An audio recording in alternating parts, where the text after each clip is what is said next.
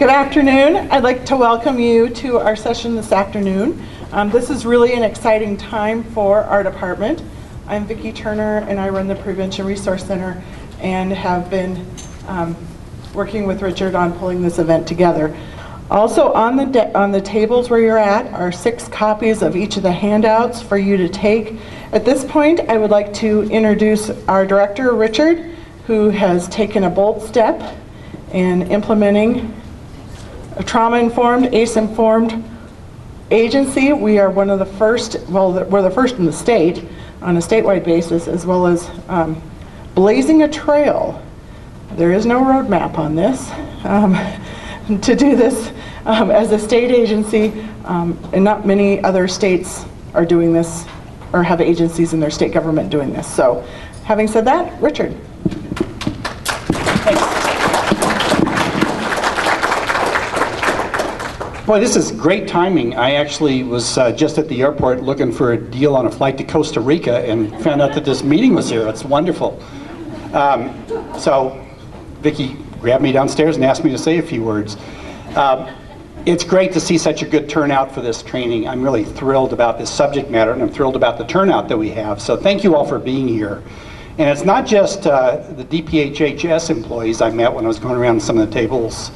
We've got folks from transportation, we've got folks from corrections, we've got folks from OPI, and who am I leaving out from other agencies? Maybe nobody, but I think it's wonderful that folks from the state government, not just from an agency, are coming together for this training. So again, thank you for being here. This is going to be great. I meant to prepare a brilliant speech. I actually didn't have time. I thought I'd have more time after the legislature left, but they kind of pissed us off. They funded a whole lot of things we asked for, and now we got to plan for it.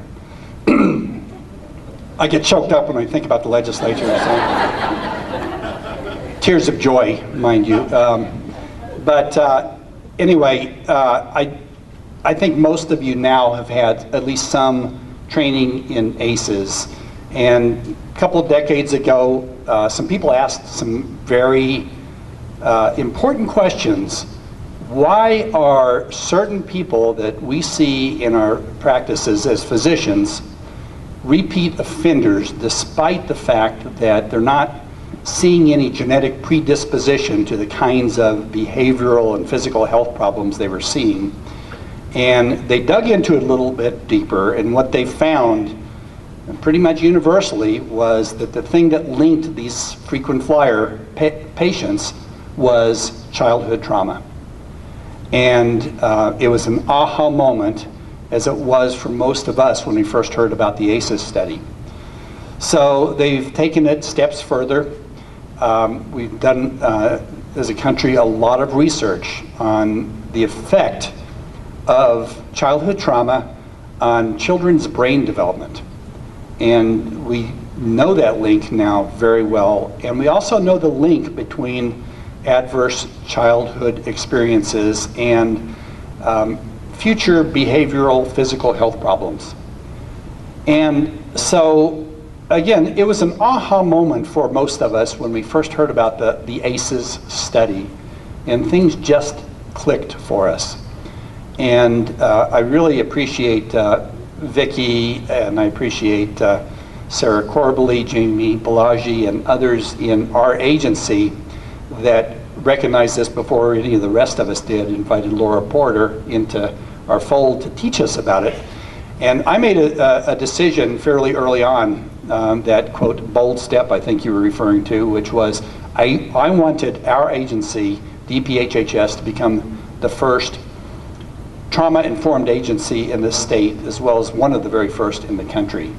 And then our sights got even bigger because we wanted other agencies that work with children or families to also have a chance to have that training. So we did made a decision that everybody who works for DPHHS will get at least some level of training in ACEs now.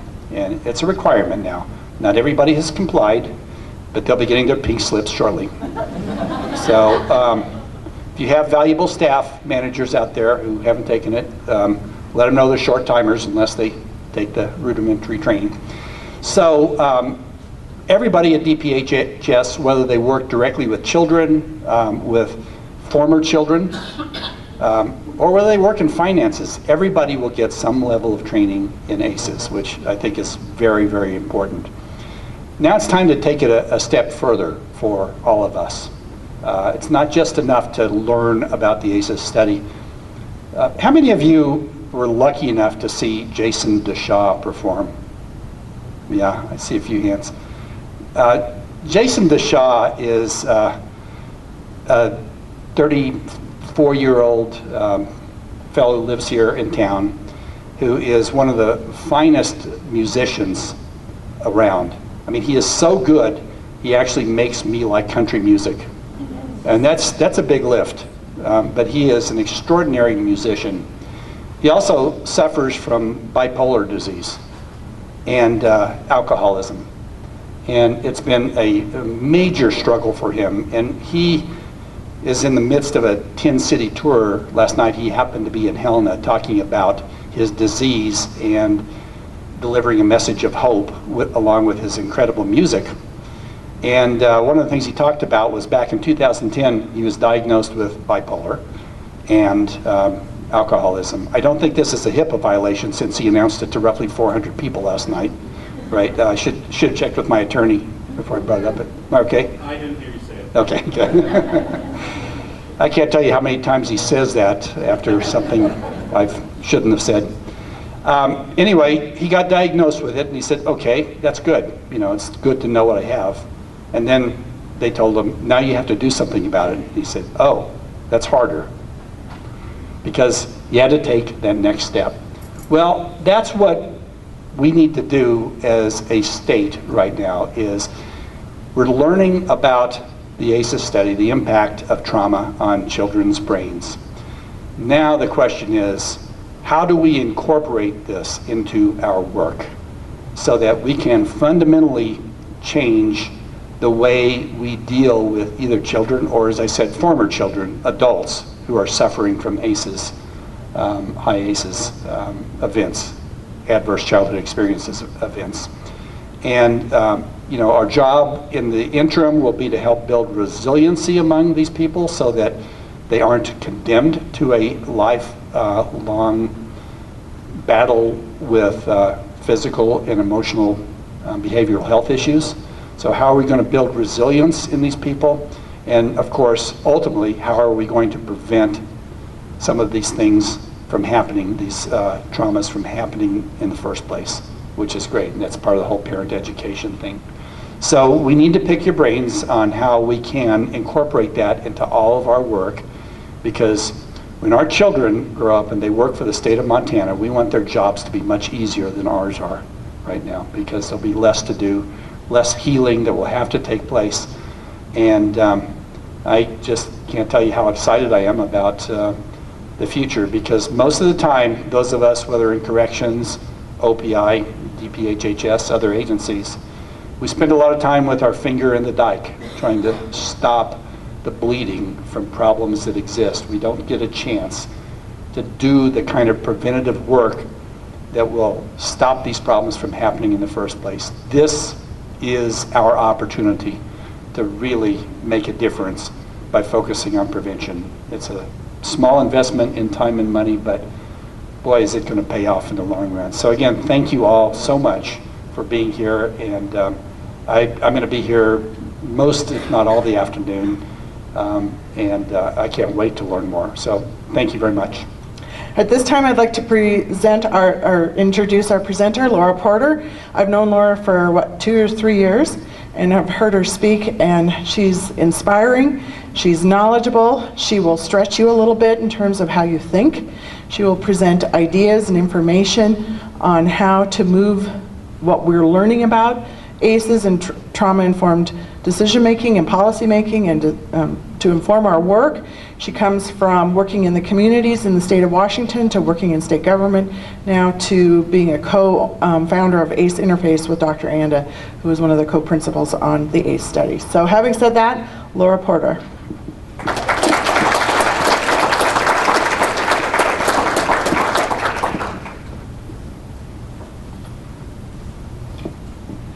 thing I want to ask you about is lighting, because there's a lot of pieces of paper on the table, and would you like the lights up a little bit? They're okay. They're okay with lighting? Cool. That's great. So from that, before the very first spark of life, when the first cell is formed and then splits into 2 and then 4 and then 16, the cells are reading genetic instruction to become specialized into that tiny beating heart, that tiny skeletal structure. Experience has a profound effect on who we are, on how we experience ourselves and the life around us, and how we travel life's journey from conception to death. It also has a profound experience on the legacy that we leave for the next generations that come after us. And over time, over the last 10 years, there's been really an explosion of the science that explains about how experience impacts development and health. And that science now I've renamed because of the tension in the field around what terms we use. Some of you might have noticed some tension around whether we talk about ACEs or toxic stress or complex trauma or on and on and on. As the science is coming from different disciplines, we're seeing more and more specialized naming of the elements of it. So the way I personally work with that is I just rename over and over until we get to the place where it works for people. So here's my latest attempt. It's NEAR. This bundle of science: neuroscience, epigenetics, adverse childhood experience, and resilience. And really, when we take that bundle of science as a whole, we begin to be able to understand more about the power of experience for shaping everyone's ability to give their gifts to the state of Montana. So I'm going to talk about neuroscience, and we're going to have the structure of the afternoon has several short presentations punctuated by significant amounts of time for your discussion, reflection and writing, generating ideas together, and understanding the resources that are available to you as you manage the work forward. So one of the most important things to know is that memory is stored in our bodies. It's not just stored in our minds. And we're understanding more and more about storage of memory in terms of its influence on the neurological processes of our body and all of the epigenetic processes of our body. And we don't always remember from our cognition. Sometimes we're remembering more from a subconscious or a cellular memory level, and that can shape our thoughts and our behaviors, our relation with others, and our lifelong health course. From a neuroscience standpoint, experience is shaping the nervous system of human beings. It's shaping the density of nerve cells in the brain, neurons in the brain. It's also affecting the functionality of the entire nervous system, because people are preparing for the life that their bodies anticipate that they will live. And that anticipation comes from experience during development, experience during childhood. So some people grow up in a world with what scientists call positive stress, where there are stressors for brief periods of time, and those stresses happen in the context of a protective relationship with an adult, usually someone who's parenting or caregiving. And the person who is the adult who's giving safety for the child recognizes that the child feels danger, helps the child re-regulate and calm back down. And those brief experiences of danger response followed by re-regulation, calming in the process of a competent relationship with an adult are really important to help our bodies practice the kinds of self-regulation skills that we need throughout our lifespan. But not everybody lives in the kind of relationship that has that kind of protective experience. Some people grow up in a very dangerous world, represented by the top track on this slide. By danger, I mean either episodic danger, where we can't figure out where the next problem's going to come from, and so we always have to be on high alert, or prolonged periods of time, longer than 20 minutes at a time, where a child is having a fight, flight, freeze response to a dangerous situation in the absence of someone who's available to help them reach safety, emotional and physical safety, and re-regulate and calm. And people that grow up in a dangerous environment develop pretty typical characteristics. They can be more hypervigilant, more hyper-responsive, very quick to anger, very slow to soothe. They can be withdrawn, they can be relationally distant from others because they're responding in order to keep themselves safe in the world that they anticipate that they live in. And so these responses are actually adaptive. They help the species survive in the world that the species anticipates it will be living in. Responding in these ways is a normal response to living in a dangerous environment while one is growing up. And people who are up on the bottom track, that safety track, also develop pretty typical characteristics.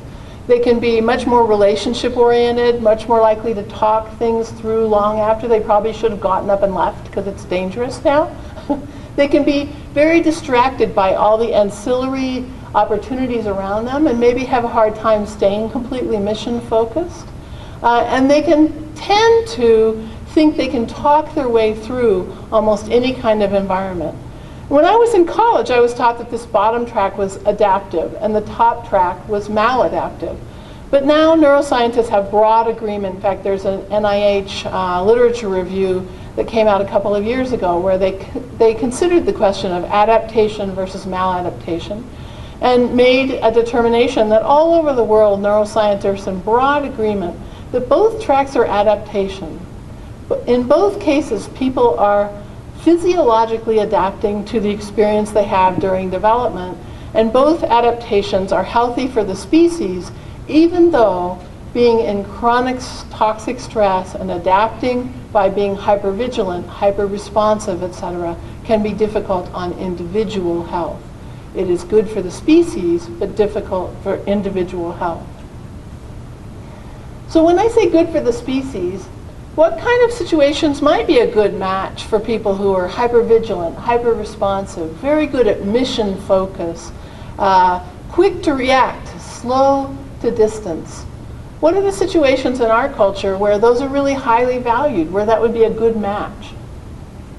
Division administrators. Division administrators, emergency response. It's true, you do need to, especially when the legislature's in session. Emergency management, military, sports, right? There are many good matches for the constellation of skills, knowledge, ability, and responses to stress.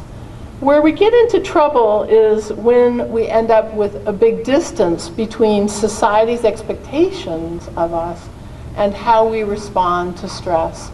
So if, in fact, we're expected to sit perfectly quietly, but we have adapted to a dangerous environment so that if there's a loud noise or something that appears to be very stressful to us, our biological response is going to be to move before we think through, then that can create a lot of tension in the world that we live in for ourselves and for everyone that relates to us.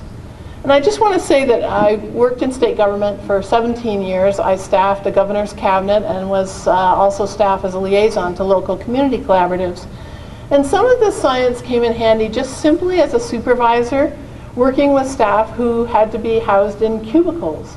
Because when people are housed in cubicles, which I don't know about you guys, but in our state government, almost all of our employees are, most of the cubes, the manufacturing companies create those cubes in a way where people sit with their back to the entrance of the cube.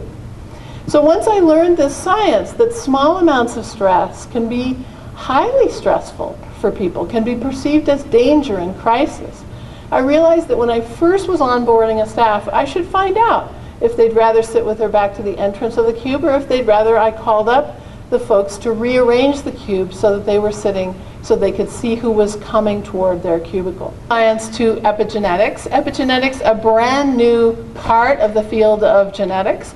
Epi means on top of, genetics means origin. And as scientists were cracking the genetic code, they also discovered these chemical processes that alter the cell's ability to read the genetic code. Chemical processes, 3 different processes, which I'm not going to go into detail on right now, and probably not today either, because we don't have time. But 3 different processes that allow experience to essentially flag or tag the genetic code so that it either is silenced or it's opened up and less tightly wound, and so it can be read more easily, or it's altered. It can actually alter the reading of the genetic code. So this means that some of the experience and our adaptation to experience in our lives is actually heritable. We pass on the adaptation to experience to our children. And epigenetics is beginning to help us understand more about the power of historic trauma and why whole population groups can maybe not have an experience they could put their finger on and say, yes, I had a high ACE score when I was a child, but still have many ACE-related effects. It may, in fact, be because the genetic expression that allows us to be ready for danger can be passed from one generation to the next through epigenetic mechanisms. So the best and simplest explanation comes from one of the studies that I've read, and that's a study where scientists were raising the white lab rats, and they raised a whole bunch of them. They don't call them bunches, but I can never remember the name for a community of lab rats. They introduced cherry blossoms into their environment and used behavior modification so that the lab rats became terrified of cherry blossoms. When cherry blossoms were put into the environment, the lab rats would all run and huddle in the corner of their confine, climb on top of each other so they were as dense as possible as a community, and shake in terror of the cherry blossoms. The lab rats then, the cherry blossoms removed, lab rats grew further in their lives. They had rat pups never introduced in utero or in their lives to cherry blossoms, were put as adult rats into a completely different environment, and cherry blossoms introduced into that environment.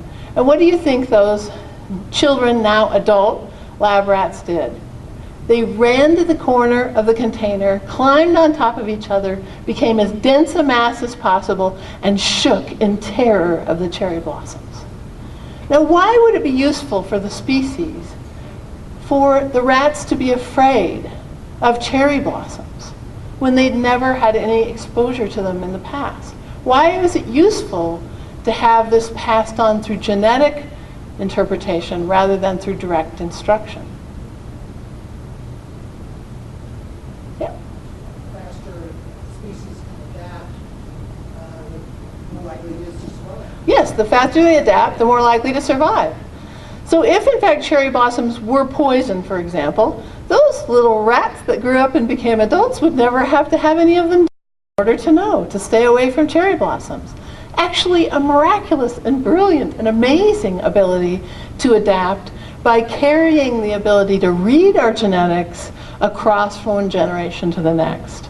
And we're just at the beginning of understanding how epigenetics is shaping what is carried from one generation to the next. But it does help us understand something about the time we're in and the importance of learning to think more in terms of life course, intergenerational transmission, and understanding and really listening to how people are experiencing reality moment by moment. Because their experience of reality may be quite different than ours. In fact, it's likely that every person in this room has a slightly different experience of reality, because we have this mix of our neurobiology and our epigenetics that have been shaped by our own experience and the experience of the generations that came before us. So it's really when our biology is colliding with society's expectations that we get into a lot of trouble. And that's an important thing to remember, because we can't change someone's biology once they've already adapted, we can change society's expectations and the environments that we create in order for people to really optimize their health and well-being and their ability to contribute to the state of Montana. And that's really what we're all about today, thinking about in our roles, how do we change the environments, the services, the relational networks, etc., so that everyone can do the best and be the best they can be in their lives. So I'm going to talk next about the Adverse Childhood Experience Study. I would suggest that probably many of you know the study well. So before I say very much about it, I'm going to just mention something about another major public health discovery. And that happened in the 1800s when cholera was sweeping across Europe and the British Isles.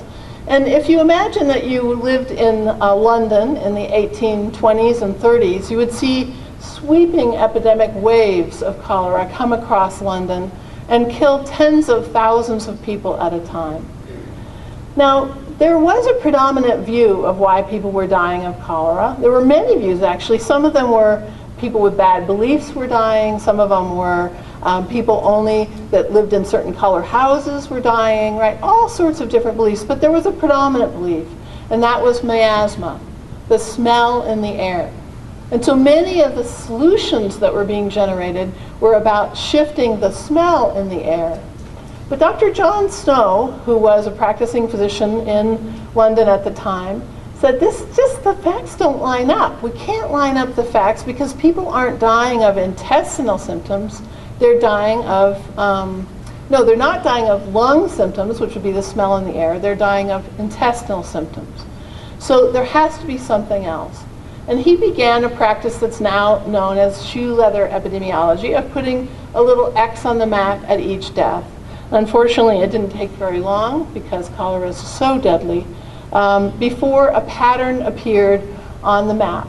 And it was a very clear pattern with X's all clustered around one water pump, the Broad Street pump. So if you were a good friend of Dr. Snow's and you trusted him and you knew he was trying to figure out why people were dying of intestinal symptoms, and he ran to your house and he showed you the map and he said, "I got it, it's the water," what would you do? Anyone? You wouldn't drink the water. You'd make that change for sure. Would you do anything else? You would tell other people. And that's simple, we all know it. And actually in a major public health discovery, like the ACE study is, those are the two things that change and cause the saving of lives. We tell everyone and we change our action in our own sphere of influence. In that case, we would stop drinking the water. In John Snow's case, he had in his sphere of influence the ability to take the handle of the pump off of the Broad Street pump, to order the pump handle to be removed. And what happens when people learn about the ACE study and think about what's in their own sphere of influence is we get these elegant layers of action where some people change their daily behavior with their families and other people change law and policy and other people change practice. We change what is in our own sphere of influence, and because we're also telling everyone, they are changing in their own sphere of influence as well. It's a powerful set of actions that probably is the most promising for saving lives in the midst of the greatest public health discovery of our time, and that is the ACE study. So how many of you know the ACE study pretty well? Quite a few of you, but not all of you. That's great. ACE study, a partnership between the Centers for Disease Control and Prevention and Kaiser Permanente in San Diego. The scientists responsible for the study were Dr. Vincent Folletti, who was at Kaiser Permanente at the time in charge of preventive medicine, and Dr. Robert Anda, who was at the Centers for Disease Control and Prevention in Atlanta, Georgia at the time. And they both had the same experience Dr. Snow did. In very different worlds, they came to the conclusion that the current theories behind preventive research in medicine, the facts wouldn't line up. They couldn't be the whole story. Something had to be driving risk. So at the time of the study, really almost entire preventive research and strategy for preventive health in our nation was based on the top 3 rungs of this pyramid, which we now call the ACE pyramid. We were identifying risks so that we could reduce risk and in turn reduce disease and early death. But risks are not random in the population, so something had to be driving risk. And these 2 scientists, based on what they knew from clinical experience and from their work in epidemiology, theorized that perhaps adverse childhood experience was just driving a disruption in neural development, which altered social, emotional, and cognitive development, and that led to risk. So none of the neuroscience or epigenetics that I briefly just talked about, that research hadn't been done yet when the ACE study theory was developed. So this was really a breakthrough idea at the time. And the scientists decided they would look at 10 categories of adversity during childhood. And they chose these 10 largely because there was good solid literature on them, they were preventable, and there were systems in the United States that were already put into place for helping communities to deal with them. So this was always intended to be actionable research. And they studied 5 categories of household dysfunction, and they saw that as proxy for the kinds of situations that would create stress and a sense of danger among children as they were growing up. Having a substance abusing family member, having a parental separation or divorce. What they were really after there was the kind of adversity that comes in a marriage just before a divorce or separation that can be frightening to children. Having a mentally ill, depressed, or suicidal person in one's household, witnessing violence against one's mother, and having someone go to prison who is in your household, which was proxy not only for losing the person, because they went to prison, but also for having criminal behavior in the household prior to going to prison. I also studied 2 kinds of neglect and 3 kinds of abuse. These are 10 categories of adversity during childhood. And the first thing that they noticed when they started seeing that, I should mention, over 17,000 people in the study. There were 2 waves of study. It's the largest epidemiological study of its kind.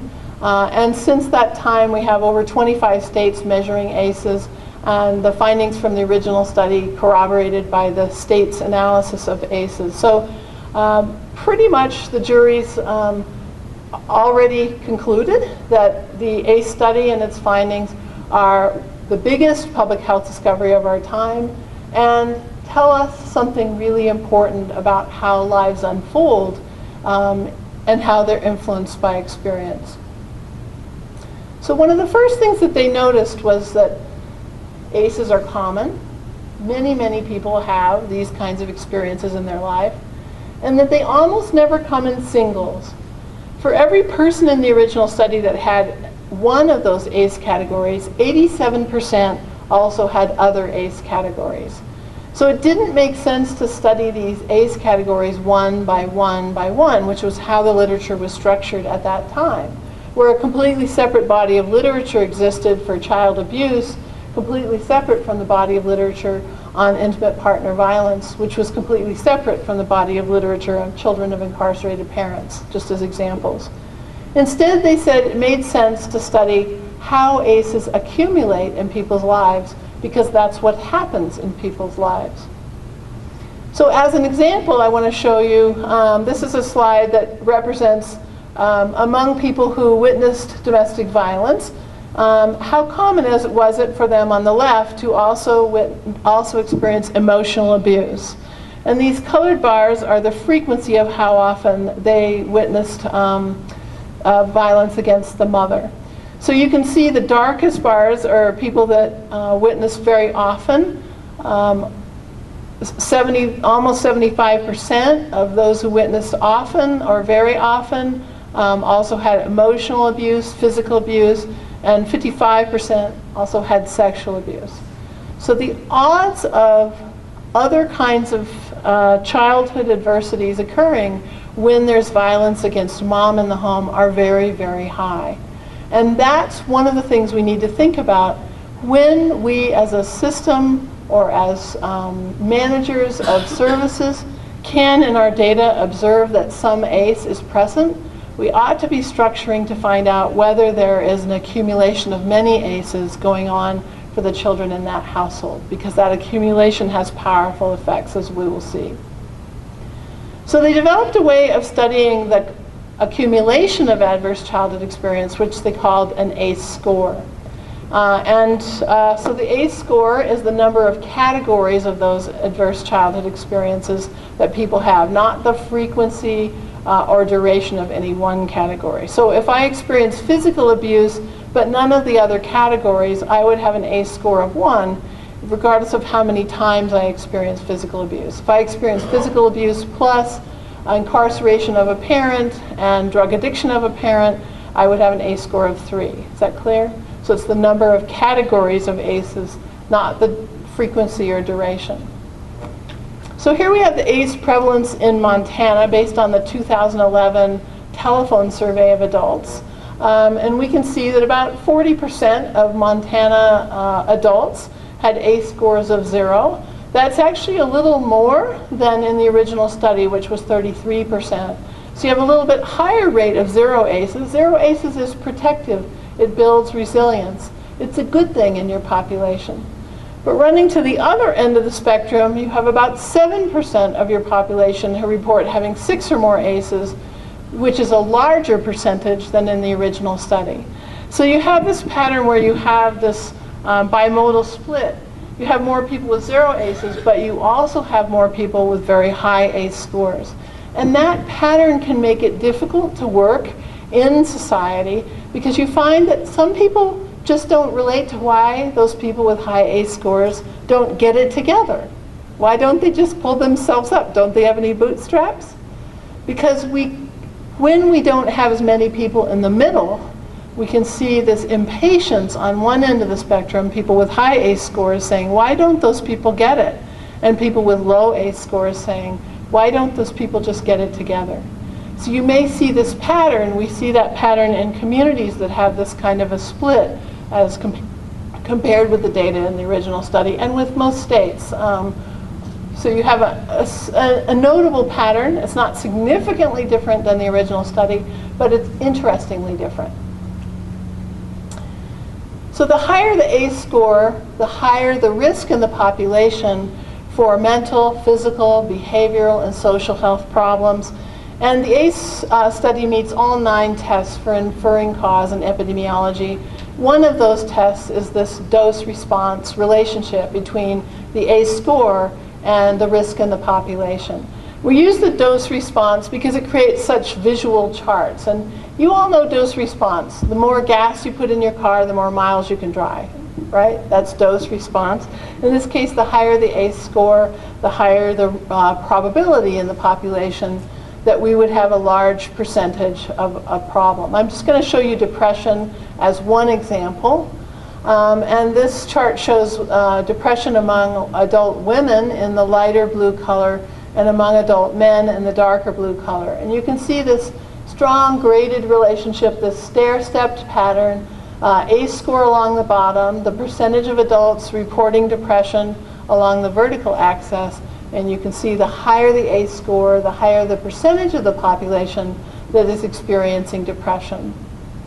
I could show you charts for lots and lots of life and health challenges, but in the interest of time, I'm not going to do that. Instead, I'm just going to show you some examples of the breadth of problems that are really driven or caused by ACEs in the population.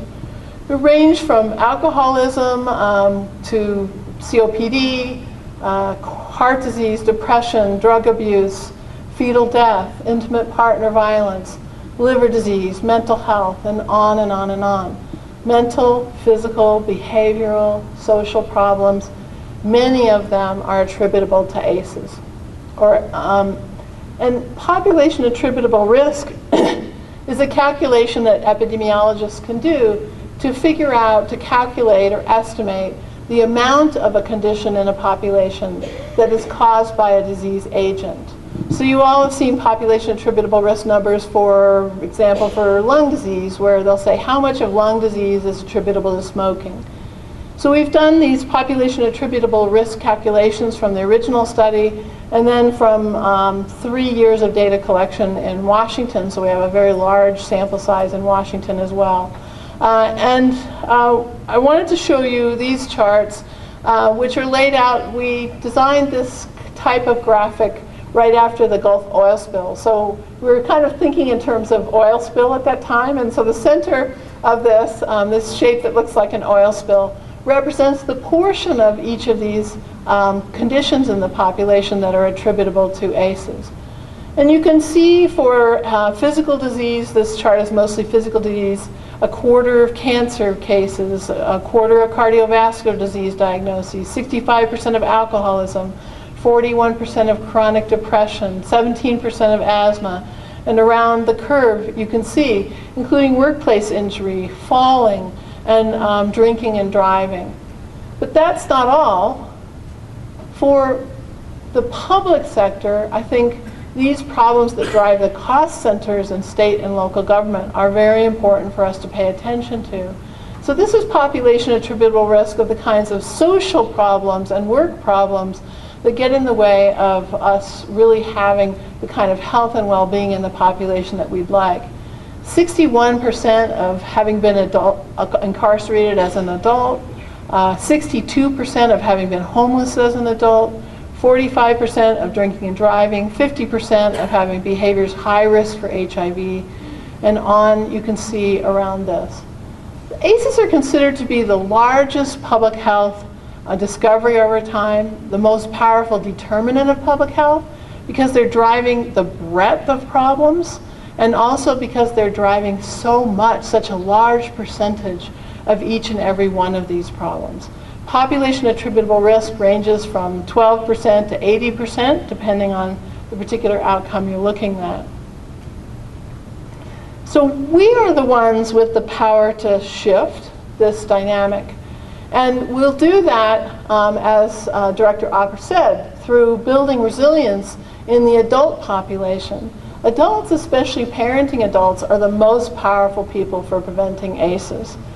And so we look to the resilience literature to take a look at what are the kinds of systems that we need to strengthen in society in order to help break this cycle of adverse childhood experience being passed from one generation to another. And that resilience literature suggests that we have 3 main systems that we need to strengthen. We need to strengthen the capabilities of individuals and groups.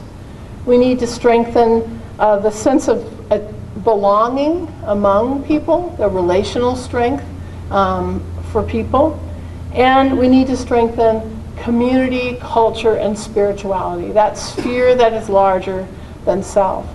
And the literature suggests that we need to have a significant push in all 3 of these areas, and yet in the public sector, we almost exclusively invest in just the capabilities part of this equation.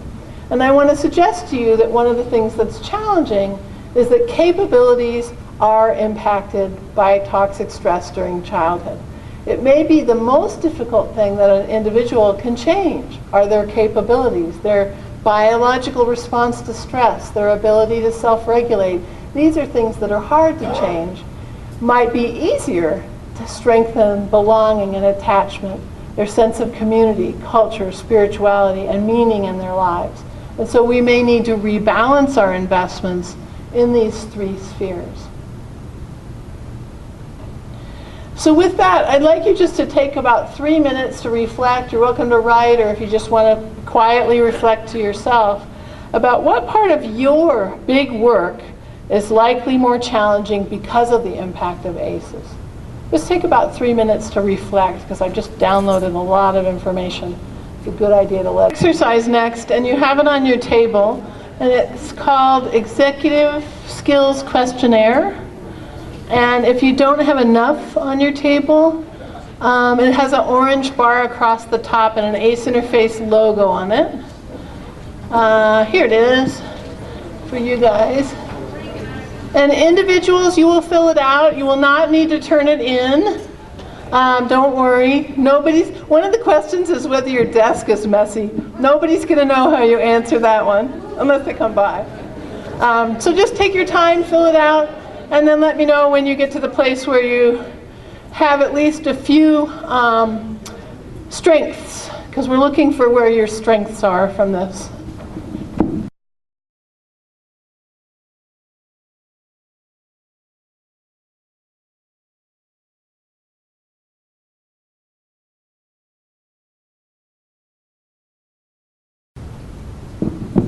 So I think we're almost to the place where most people have identified a few strengths. Strengths are low scores.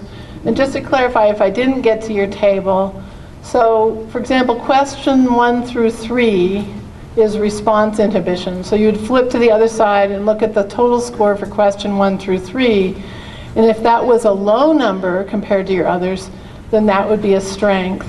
If it was a high number compared to the others, then response inhibition would be a weakness. Does that make sense? So the scoring is about the total score of a question cluster, and those question clusters correspond to these categories. So as you're finishing, why would I bring up executive function skills?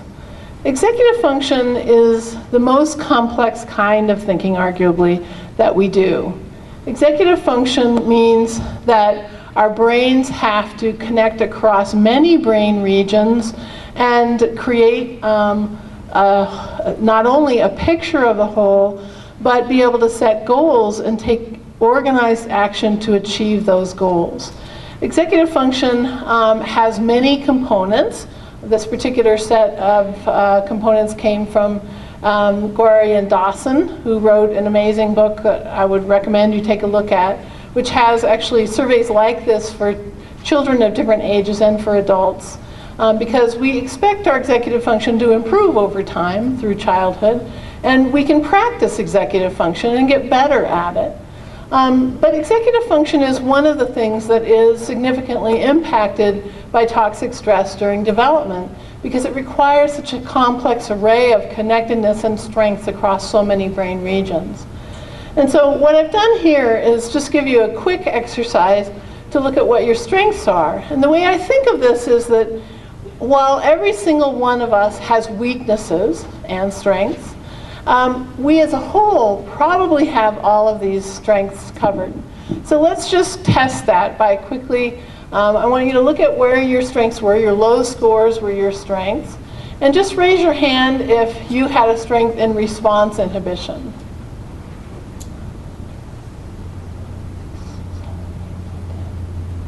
About 14 of you. How about working memory?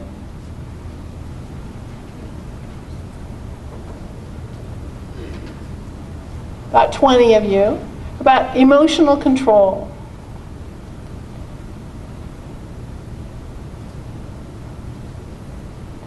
I guess you needed a lot of it while the legislature was in session, because you almost have 30 of you with emotional control. Flexibility?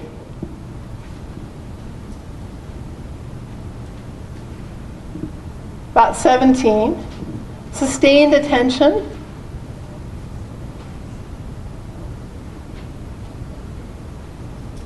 (16). Task initiation?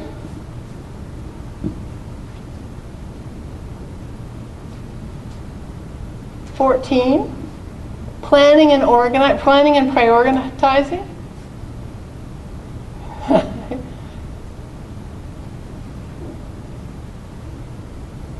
27. That shouldn't surprise us given who's in the room. Organization?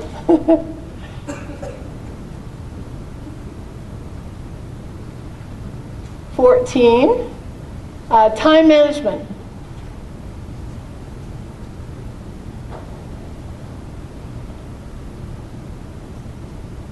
17. Goal-directed persistence? 10. And metacognition. See all these hands go up, metacognition? So, you know, half of you. So really, there was, in every single one of these, there were at least a dozen of you with tremendous strength. And I think that's true with every single group. Even I've done groups as small as 20, where all of these categories were covered. Someone or persons in the room had a strength. And I raise this issue because it's another way of thinking about building teams and partnering with others to get work done. If we're going to have a big goal of everyone being trauma-informed, informed by ACE and Neuroscience, and being able to take directed action toward our goal of having the next generation not have the ACE burden, then we're going to need the collective abilities in all of these arenas in order to take those actions and move forward. So executive function not only is important to practice and build as we're adults, but it's also important for building teams and making sure we have well-rounded strengths so that we can achieve our goals, and also for sharing accommodations. So I share kind of a silly thing about myself pretty regularly in my speeches. You might have seen me do it on YouTube if you've watched any YouTubes of me talking. And that is that I have really poor working memory. The good news is I always have had poor working memory since I can remember, so it's not about aging, so that's really good news. But nevertheless, it's poor working memory. I was recently in a meeting, awesome facilitator, who decided to open the meeting by having this very, very complex thing with 30 people where we were supposed to remember our names in this kind of a hopscotch game, and I just got totally filled with anxiety because I was positive I would not be able to remember 30 names in that kind of, he called it a network building exercise. But I wasn't the only one who experienced a lot of adversity, a lot of stress in that environment, thinking, oh my gosh, now everyone's going to see that I don't have very strong working memory. But I've decided it's important just to be open about it.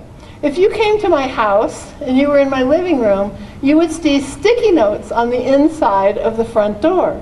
And those sticky notes are my accommodation. So whenever I realize, oh, I've got to remember this for something I'm working on, and I work in 22 states, so there's a lot of things I'm working on, I will stick it on the sticky note so that when I walk out the front door, I don't have to worry about whether I'll remember it. It's all right there. And I collect them up, and then I put them in my notebook, and then when I'm in the airport waiting for a flight to Helena, I can just reorganize all those and incorporate them into my planning. So what I found is those kind of simple accommodations, lots of people don't know that you could have that accommodation, right? So when I tell that story, sometimes there are people like, oh my goodness, that would make life so much easier. And for all of us, we have small areas in this executive function list, like my working memory area, where maybe we don't have all the strength we wish we had. But in order to get to the level of expertise and success in our careers that all of you have come to, I bet you have some pretty amazing accommodations that you've developed over the years for yourselves. And being able to notice those and share them can really reduce stress in a group and can help spread the strength across to everyone. It's a form of resilience to have small accommodations that help us do well, even in an arena where our mind might not be quite as sharp as we would wish. So think about executive function in all of those ways, in terms of building teams, in terms of making sure we're practicing and getting better at it, because practice does make a difference with executive function development, but also in terms of sharing our accommodations and making sure that people understand that just because we have a weakness in one area doesn't mean we can't do well, because we can. So I'm going to move now and talk for about 12 minutes, hopefully, we'll see. That'll be a question whether I can do this that fast, about the progressive nature of adversity. And the theme of this section here is that adverse childhood experience does accumulate. It affects how we operate in the world. And then society responds back to that individual's adaptations in ways that make matters worse. And so part of our job as leaders in society is to figure out those patterns and help to interrupt that societal response that is making matters worse. So neuroscientists tell us that there are three main factors that influence the kind of adaptations our brains will make to adversity during childhood.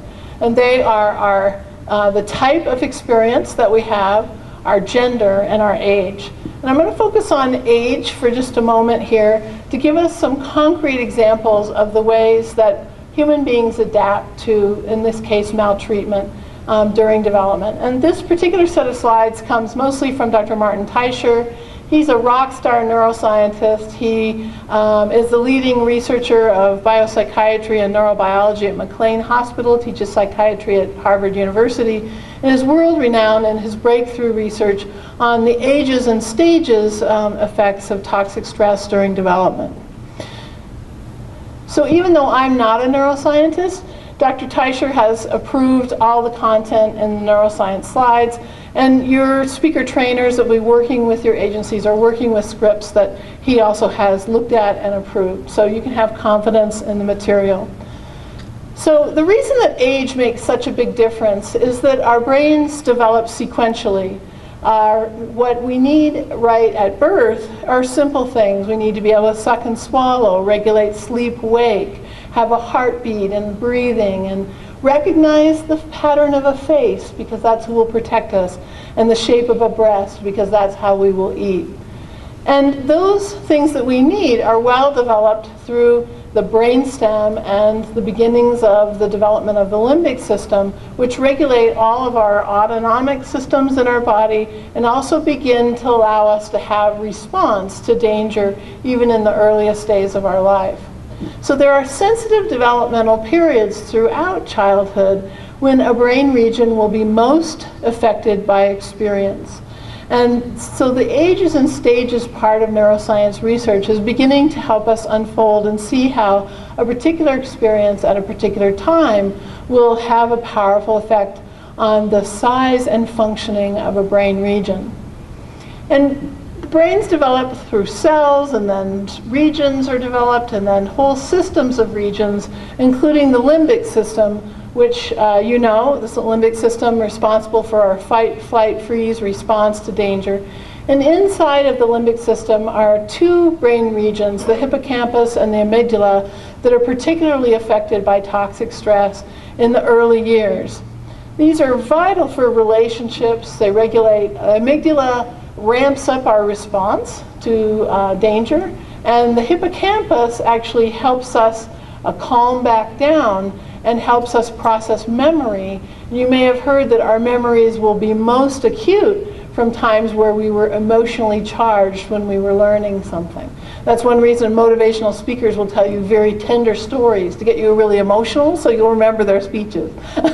But the hippocampus there is involved in learning and memory and processing and making meaning, and also in appreciation of social cues, which are important for understanding the dynamics of danger.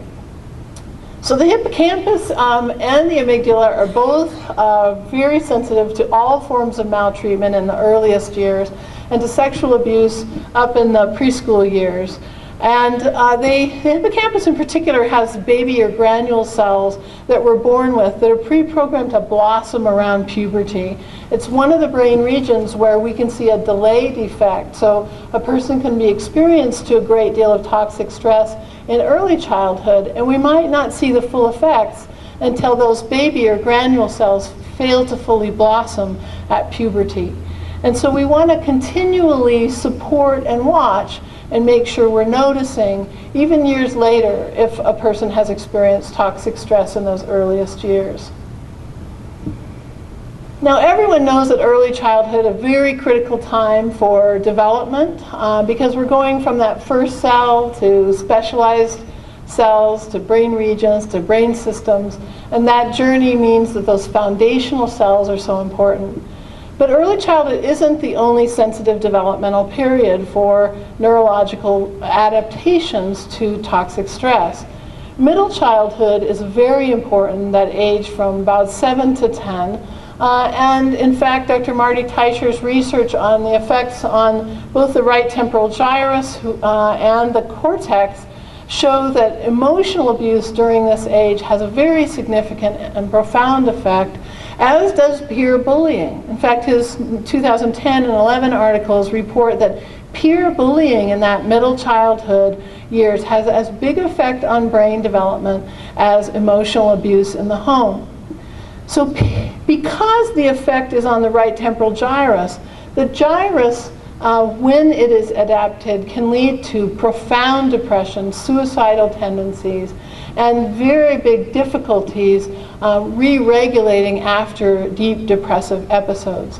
So we should consider peer bullying to be a life-threatening attack on a child, especially when it happens in that period 7 to 10, when we're setting up the tendencies toward deep emotional regulation challenges. And then a little later in the pre-puberty period is the next sensitive developmental period, and the cerebellar vermis is affected, deeply affected by this time, in this period of time. And it's associated with our ability to access positive feelings. And so effects to the cerebellar vermis are associated with all forms of mental illness, every diagnosable mental illness condition. And it's also associated with addiction problems, tendencies towards self-medicating for dysregulation, and the tendency for that self-medication to stick and become controlling in one's life. These are set up in the pre-puberty years with various forms of maltreatment, especially exposure to domestic violence, to danger in the home. And the vermis, let's see, I already talked about that. And then as we move into the later puberty period of time, we get into the corpus callosum. And the corpus callosum is the superhighway that connects the right-left side of the brain. It's affected in early childhood and has one of the longest durations of effect also into the pre-puberty period of time. And the corpus callosum is necessary for all of our really complex thinking, including all the executive function kinds of skills that we just talked about, because we're integrating across brain functions, the right, left side, the front and back, and effects to the corpus callosum can affect our ability to process visual cues, auditory cues, to make meaning from information that we hear, from language symbols, and also for us to be able to integrate language and mathematics. So we think effects to the corpus callosum might be showing up in the test scores of our young people that are affected by toxic stress during development. So tremendously impacted by neglect for boys during the infancy years. This is a place where gender makes a big difference. So the biggest effect size on the corpus callosum for boys is through neglect in infancy and the toddler years. But for girls, the biggest effect size we see for sexual abuse in ages around 9, 10. And so when I personally, I'm not a neuroscientist, so I will say something bold that is not in the published literature, but I feel obliged to share the idea that could it be possible that our girls struggling with mathematics in middle school and early high school, when we're beginning to expect students to be able to integrate math and language and use very complex symbolism as a new form of logic in their lives, sexual abuse around age 9 and 10 is very common, unfortunately, for our girls growing up in the majority culture in America. So I have to wonder if there's a link there between the difficulty girls have with the kind of mathematics expectations we have and their vulnerability at that age. So in Washington, we've started to have legislators asking questions that are essentially directing the analysis of our ACE data in our state, which is awesome. They finally have plenty of information to know what questions to ask. And the question they asked last year in funded analysis was, are ACE scores related to youth test scores in school? And yes, of course they are. The higher the youth ACE scores in a community, the lower the youth test scores. That didn't really surprise us. What surprised us in the analysis is the higher the adult ACE prevalence in the community, the lower the youth ACE test scores. So the prevalence of adverse childhood experience in a community as a whole is creating a milieu that affects youth learning and development in ways that are showing up in their test scores. It also affects their positive attitudes toward drug abuse. Adult ACEs are affecting their ability to gain the kind of social skills they need to do well throughout their adult lives. We all know the literature that talks about how poverty is linked with difficulties with academic achievement. But what we found was really interesting in this study. Poverty and ACEs have independent effects on academic achievement. When communities have both high ACEs and high poverty, you essentially get a double effect, and they're independent. So that's important to keep in mind. In places where we have high ACEs but low poverty, we have big effects still because we have the high ACEs. And in communities with high poverty, children are more likely to drop out of school. In places with high ACEs, they're more likely to be kicked out. Our society's response to children who have normal adaptations to toxic stress include kicking them out of school. And among our adjudicated youth, we can see very clearly the pattern. The kids in our juvenile court system have higher ACE scores. That didn't surprise us. What does surprise us is when you look at their histories, 85% of those high ACE adjudicated kids began to be kicked out of school. 85% began to be kicked out of school in 2nd grade. So if you're not safe at home and you're not welcome at school, it shouldn't surprise us as a society that kids are knocking at the court's door. That is where they're knocking. And as we look more deeply at gender studies, we found another interesting pattern, that the boys would have repeat offenses very often when there were continued violence in their homes or in their neighborhoods where they couldn't get safe. Girls reported reoffending to get health care. So some of our largest juvenile courts are having new partnerships to make sure that girls can get health care without reoffending and coming back into the court.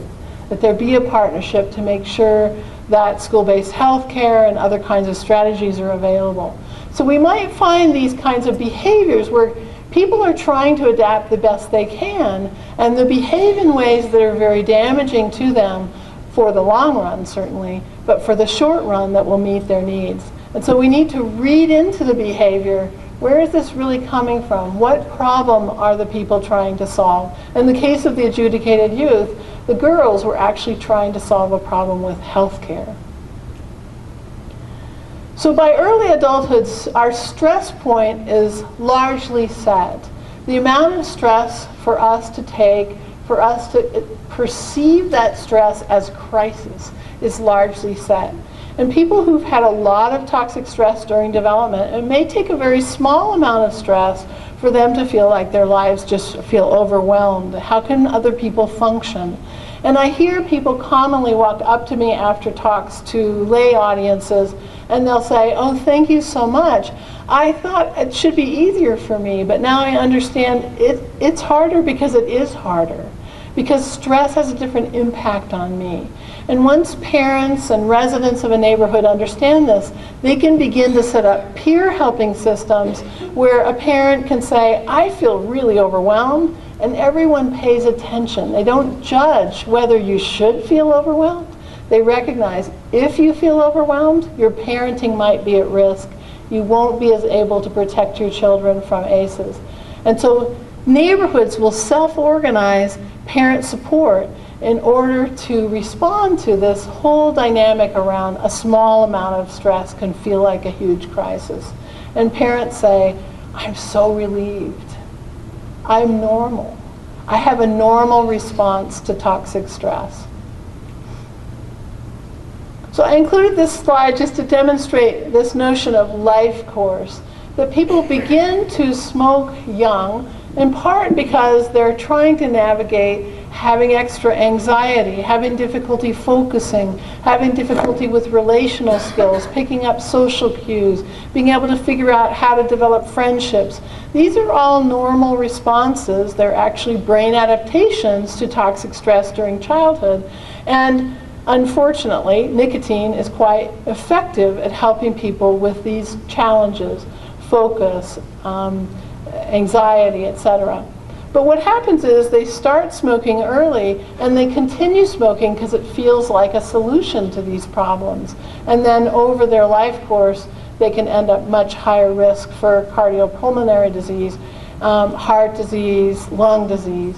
And so we see this progressive nature of adversity over the life course that affects how people are able to navigate their lives. ACEs are also predicting the level of co-occurrence of problems. And this slide comes from Dr. Robert Anda from the original ACE study. We use it with his permission. What he did was take a list of health and social problems that represent different body systems, and he asked himself, is ACE score linked with co-occurrence of these kinds of problems in life? So he took some conditions that are about affect regulation, some that are about body challenges, somatic issues, substance abuse, sexuality, memory, and arousal. And he looked across the bottom, our ACE scores from 0 at the left to 7 or 8 on the right. And he looked at the mean number of co-occurring conditions. And what he found was that among people with 0 ACEs, an ACE score of 0, they had about 1.5 co-occurring on the mean number of co-occurring conditions. Remember, this is the Kaiser Permanente study. He has access to all the health records. He can look at all the diagnoses, so he can actually see the number of co-occurring conditions in those health record charts. But people with high ACE scores, the mean number of co-occurring conditions was 4.5, from 1.5 to 4.5. So life can feel more difficult because it is more difficult. People can be navigating and managing many co-occurring challenges at once, challenges that run the range of their mental health, their ability to self-regulate, their chronic disease, and their abilities to regulate their sense of arousal or response to stress in their lives. And we see the same kind of trajectory when we think of people who end up destitute and homeless, that we see adaptations to toxic stress, including cognitive adaptations, anxiety, attention, behavior, leading to risks in terms of our education, our relationships, being kicked out, having adult adversities, leading to homelessness. And in fact, over 60% of having a history of adult homelessness is attributable to ACEs, according to our calculations using the Washington data. We know that historic trauma makes the ACE risk higher. We know that ACEs make the risk of peer adversity higher. We know that the risk of peer adversity makes the risk of adult adversity higher. There's a chain response, a progressive nature to adversity that starts even before we're born, and our role is to interrupt that progression. And that means that at every single one of these checkpoints, we have opportunities to prevent and to build resilience. We took a look in the Washington data at the extent to which, that's what I wanted. We said to ourselves, if childhood adversities pile up and make a big difference, if the accumulation makes a big difference, then what about when people have childhood adversities plus adult adversities? Because the truth is, that's what happens in many people's lives. So we know that ACEs make all of these things more likely. They increase the prevalence in the population of homelessness, incarceration, chronic illness, divorce and separation, depression, and workplace injury. So we said everybody represented by this table has 3 or more ACEs. So this is 3 or more ACEs plus 0 of these adult adversities, 3 or more ACEs plus 1 of these adult adversities, 2, 3. And along the bottom, so these are the rate of adult adversities. The vertical axis is the percentage of the population saying, for 15 to 30 days out of the last month, I couldn't do my usual activities because of some condition I considered to be disabling or interrupting my life. And you can see that people who have 3 or more ACEs plus 0 adult adversities, it's pretty low, 0 or 1, it's between under 5%.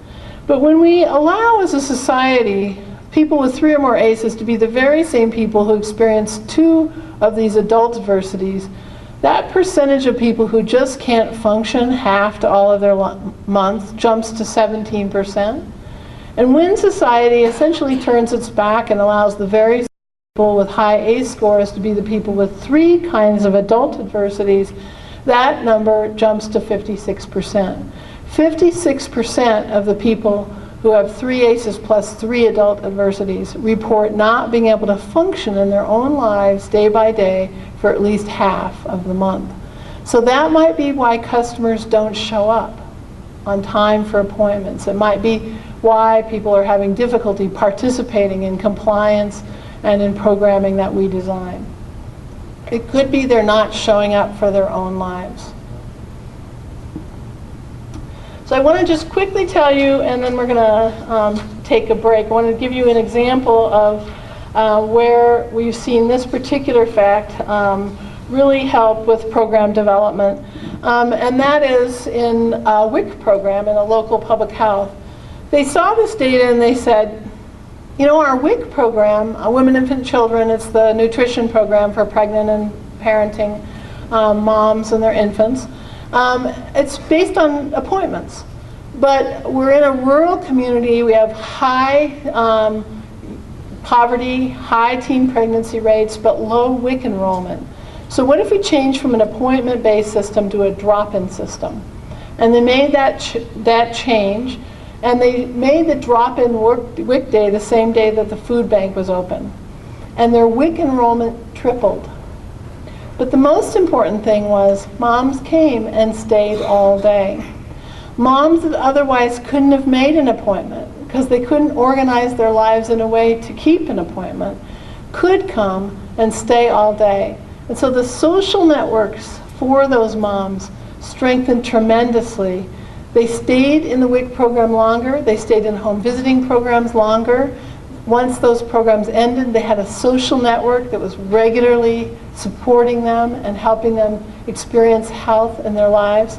And the WIC payment system is based on enrollment. So revenues for the health department tripled for WIC, which allowed them to strengthen the professional support around these moms in the community.